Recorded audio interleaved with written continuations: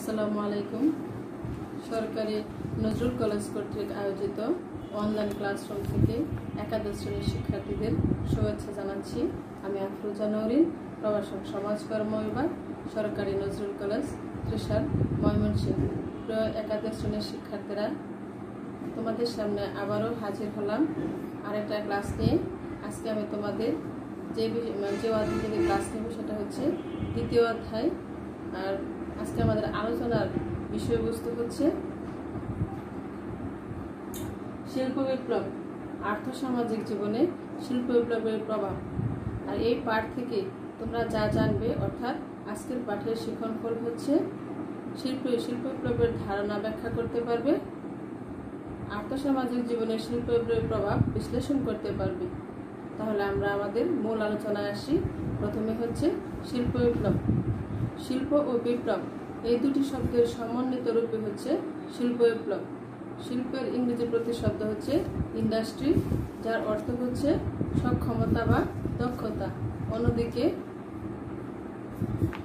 বিপ্লবের ইংরেজি প্রতিশব্দ হচ্ছে রেভলিউশন, যার অর্থ হচ্ছে কোনো প্রতিষ্ঠিত ব্যবস্থার মাধ্যমে আকস্মিক এবং দ্রুত পরিবর্তন। সুতরাং উৎপাদন, যাতায়াত, যোগাযোগ ইত্যাদি ক্ষেত্রে যে বৈপ্লবিক পরিবর্তন সাধিত হয় তাকে এক কথায় শিল্প বিপ্লব বলি। এখন আমরা জানব শিল্প বিপ্লবের ব্যাপক আলোচনায়। সাধারণভাবে সামাজিক ও অর্থনৈতিকভাবে প্রচলিত পুরানো পদ্ধতির আমূল পরিবর্তন সাধন করে যান্ত্রিক পদ্ধতির প্রবর্তনকে শিল্প বিপ্লব বলে। এই ধারণাটির নামকরণ করেন বিখ্যাত ঐতিহাসিক আর্নল্ড টয়েনবি।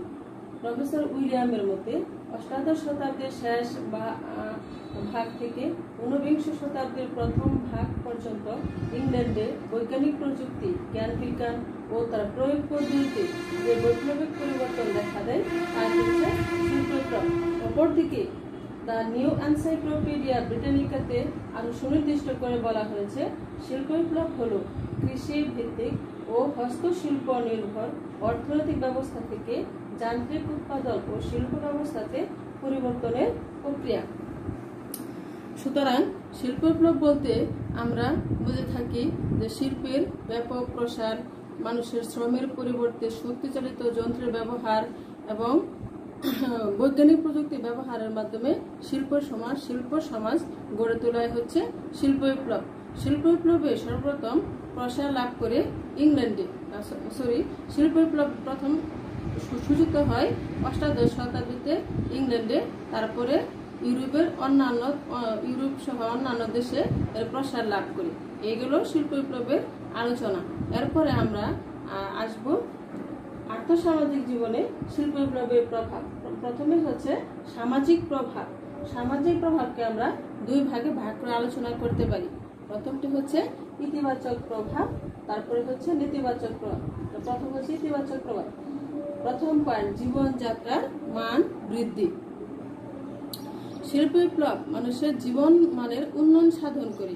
এর প্রভাবে মানুষের পরিশ্রম কমে যায়, জীবনের আরামায়েশ বৃদ্ধি পায় এবং মৌলমানবিক চাহিদা পূরণ সহ অন্যান্য সামাজিক সুযোগ সুবিধা বৃদ্ধি পায়।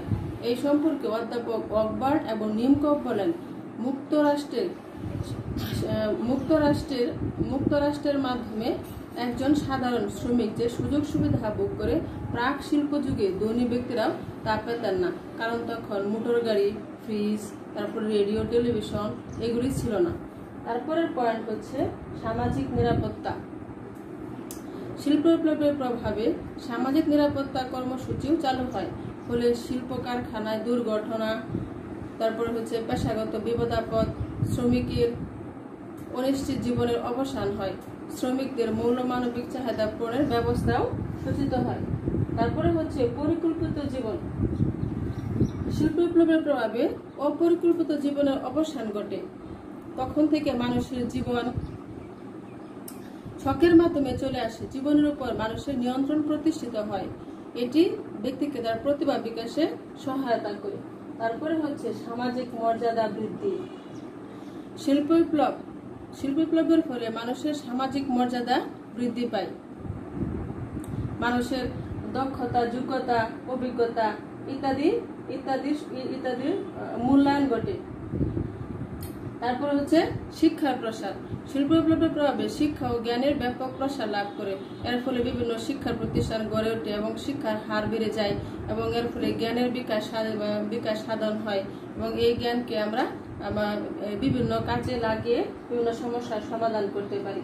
তারপরে হচ্ছে শিল্প বিপ্লবের নেতিবাচক প্রভাব। প্রথমে স্বাস্থ্য সমস্যা।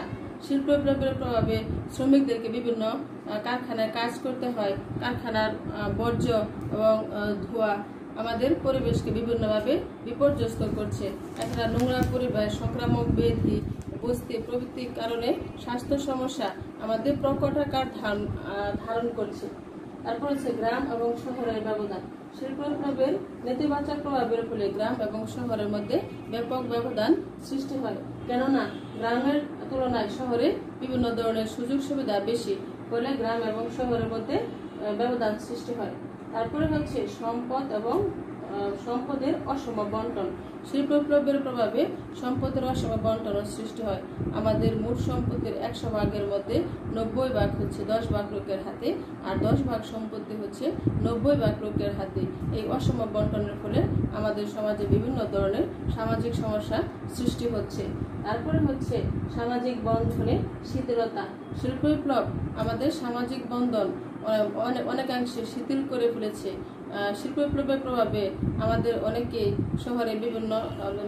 শহরে কাজ করতে হয়, সুতরাং শহরে সবাইকে নিয়ে একসাথে বসবাস করা সম্ভব হয় না। এভাবে তাছাড়া একজন এবং কর্মব্যস্ততার কারণে আমরা একজন আরেকজনের সাথে যোগাযোগ রক্ষা করতে পারি না। এভাবে আমাদের মধ্যে সামাজিক বন্ধন লোপ পাচ্ছে। তারপরে হচ্ছে পারিবারিক বিশৃঙ্খলা। শিল্প বিপ্লব আমাদের মধ্যে পারিবারিক বিশৃঙ্খলার সৃষ্টি এবং পারিবারিক বিশৃঙ্খলার সৃষ্টি করছে। যেমন এবং স্বামী স্ত্রী উভয়কে বাইরে কাজ করতে হয়, ফলে স্বামী স্ত্রী এবং প্রয়োজনের তাগিদে কর্মে নিয়োজিত হয়। যান্ত্রিক জীবনে তাদের আন্তরিকতা হ্রাস পায়। এর প্রভাবে পারিবারিক বিচ্ছেদ, দাম্পত্য কলহ এবং বিবাহ বিচ্ছেদের মধ্য দিয়ে এর সমাপ্তি হয়। এতে সমাজের শান্তি বিনষ্ট হয়। তাহলে এইগুলো শিল্প বিপ্লবের সামাজিক প্রভাব। এরপরে আমরা আলোচনা করব অর্থনৈতিক প্রভাব। অর্থনৈতিক প্রভাবের মধ্যে প্রথমে হচ্ছে ইতিবাচক প্রভাব। ইতিবাচক প্রথমে হচ্ছে উৎপাদন ব্যবস্থার পরিবর্তন। শিল্প বিপ্লব আমাদের উৎপাদন ব্যবস্থায় ব্যাপক পরিবর্তন সাধন করছে। এর ফলে আগে যে আমরা কম শ্রমিক দিয়ে কাজ করতাম, এখন আমরা বেশি শ্রমিক দিয়ে কাজ করতাম, এখন আমরা কম শ্রমিক দিয়ে যান্ত্রিক প্রযুক্তির মাধ্যমে সহজেই কাজ করতে পারি। তারপরে হচ্ছে প্রাকৃতিক সম্পদের সদ্ব্যবহার। শিল্প বিপ্লব প্রাকৃতিক সম্পদকে আয়ত্ত করে ফেলেছে, সম্পদকে কাজেও লাগিয়েছে। যেমন তেল, গ্যাস, কয়লা, বিদ্যুৎ ইত্যাদি আমরা সহজে আমাদের কাজে ব্যবহার করতে পারি। তারপরে হচ্ছে জীবন মান বৃদ্ধি। শিল্প বিপ্লবের ফলে আমাদের জীবন মান বৃদ্ধি পেয়েছে। মানুষের মাথা পিছু আয় বৃদ্ধি পায়, ফলে দেশের জাতীয় আয়ও বেড়ে যায়। মানুষের রুচির পরিবর্তন সাধিত হয়, জ্ঞান বিজ্ঞানের বিশ্ব সমৃদ্ধ হয়। তারপরে হচ্ছে বিভিন্ন প্রতিষ্ঠানের উদ্ভব। শিল্প বিপ্লবের ফলে বিভিন্ন প্রতিষ্ঠানের উদ্ভব হয়, যেমন ব্যাংক, বীমা, ডাক্তার, টেলিভিশন, রেডিও, টিভি, সেবামূলক ব্যবস্থা প্রভৃতি প্রতিষ্ঠান মানুষের প্রয়োজনীয় তাগিদে গড়ে ওঠে। এসব প্রতিষ্ঠান মানুষের কার্যক্রমকে আরো দ্রুত এবং সহজতর করে তুলছে। তারপরে হচ্ছে অবকাঠামোগত উন্নয়ন। শিল্প বিপ্লবের ফলে অবকাঠামোগত উন্নয়ন সাধিত হচ্ছে। অবকাঠামোগত উন্নয়ন বলতে এখানে বিভিন্ন রাস্তাঘাট, ব্রিজ, কালভার্ট, শিক্ষা প্রতিষ্ঠান, হাসপাতাল প্রভৃতি নির্মাণ করাকে বোঝায়। এগুলোর প্রতিষ্ঠার মাধ্যমে মানুষের জীবনযাত্রা আরামপ্রদ এবং সহজতর করে তুলছে। এরপরে আমরা আলোচনা করব নেতিবাচক প্রভাব। কুটির শিল্পের অবলুপ্তি। শিল্প বিপ্লবের এক সময় বাংলাদেশ কুটির শিল্পের জন্য বিখ্যাত ছিল, কিন্তু যান্ত্রিক প্রযুক্তি আবিষ্কৃত হওয়ার ফলে আমাদের কুটির শিল্প প্রায় ধ্বংসের পথে। ফলে কুটির শিল্পে নিয়োজিত শ্রমিকেরা বেকার জীবন যাপন করছে। তারপরে হচ্ছে কারখানার অস্বাস্থ্যকর পরিবেশ। শিল্প বিপ্লবের প্রভাবে শ্রমিকদেরকে কারখানায় কাজ করতে হয়। কারখানায় কাজ করার পরে তারা অস্বাস্থ্যকর পরিবেশের মধ্যে জীবনযাপন করতে হয়, ফলে বিভিন্ন রোগ ব্যাধিতে আক্রান্ত হচ্ছে।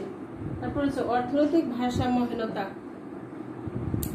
শিল্প বিপ্লবের প্রভাবে সমাজে ধনী ও গরিবের মধ্যে পার্থক্য বেড়ে যায়, পুঁজিবাদী শ্রেণীর মূলধন বৃদ্ধি পেয়ে থাকে এবং গরিবরা আরো দিন দিন গরিব হয়ে থাকে, ফলে আমাদের মধ্যে অর্থনৈতিক ভারসাম্যহীনতা সৃষ্টি হয়। তারপর হচ্ছে বেকারত্ব সৃষ্টি। শিল্প বিপ্লব আমাদের এবং শিল্প বিপ্লবের ফলশ্রুতিতে অদক্ষ এবং গৃহকেন্দ্রিক শ্রমিকেরা বেকার জীবন যাপন করছে। তারা বিভিন্ন দক্ষতা এবং অভিজ্ঞতার কারণে যান্ত্রিক প্রযুক্তির মাধ্যমে কাজ করতে পারে না, ফলে বেকার সমস্যার সৃষ্টি হচ্ছে। তারপরে হচ্ছে জটিল সামাজিক সমস্যা। আমাদের সমাজে শিল্প বিপ্লবের প্রভাবে বিভিন্ন ধরনের জটিল এবং বহুমুখী সামাজিক সমস্যার সৃষ্টি হচ্ছে, যেমন দারিদ্র্য, বেকারত্ব, তারপর জনসংখ্যা বৃদ্ধি, তারপর অপরাধ প্রবণতা, বস্তি সমস্যা। এই সমস্যা প্রকট আকার ধারণ করছে।